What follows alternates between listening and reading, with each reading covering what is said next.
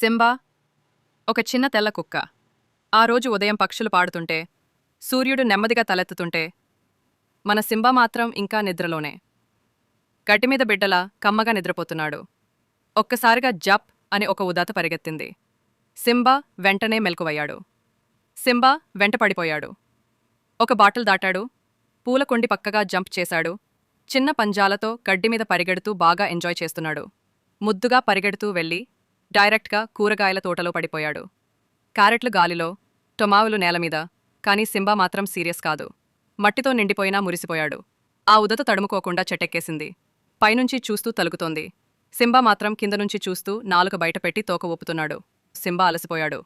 నెమ్మదిగా తన ఇంటి తలుపు దాకా వచ్చి తలవాల్చి కూర్చున్నాడు.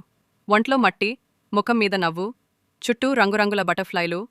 తలుపు తెరుచుకుని ఓ చిన్న అమ్మాయి బయటికి వచ్చింది. చేతిలో టావెల్, ఇంకో చేతిలో బిస్కెట్. సింబా, మట్టిలోనెంత ఉగేశావురా అని నవ్వింది. సింబా అయితే టపటప తోక ఊపేస్తూ బిస్కెట్కి ఎదురు చూస్తున్నాడు. చివరికి వాళ్ళిద్దరూ మెట్టుమీద కూర్చుని ఆకాశం చూస్తున్నారు.